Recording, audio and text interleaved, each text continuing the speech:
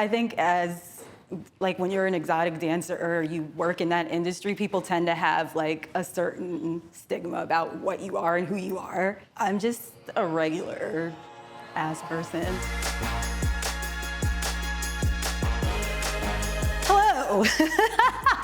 I'm Kimberly, and everyone knows me as India.wave on Instagram. I'm a DJ, and I'm also an exotic dancer. I like to basically say I'm not really from anywhere. I moved around a lot as a kid. I've been dancing for about 10 years, probably a little bit more than that. I love to dance. Like, I've been dancing my entire life. I love being on stage. People tend to think like strippers and whatever. Like anybody who's a sex worker they just think we're stupid. And I just want to say that I'm actually college educated. Most of us are. We're actually all pretty smart. So stop thinking we're fucking dumb, because we're not. For the most part, like, we're moms, we're college students. I know one girl who's a fucking lawyer, like another one is a doctor. We're regular people just like everyone else. Like, we're not bad people. It's even worse if you're a woman of color or a Black woman in that industry, because we get like ostracized a lot. Like, a lot of clubs will not hire us. I've actually had a club tell me that they've met their Black quota for the month.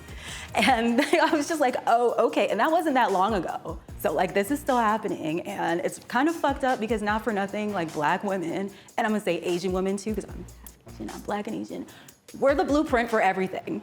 Like, bottom line, period, point blank, like, Black women are the blueprint, so these clubs need to stop discriminating against them. I've been a model since I was a kid, and I've had agencies that didn't want to work with me because I'm Black.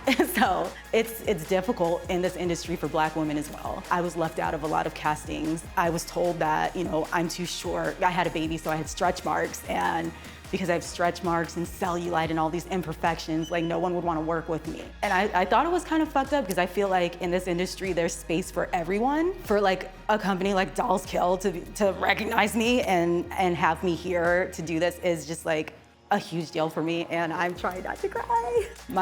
One of my really good, I call her my stripper mom.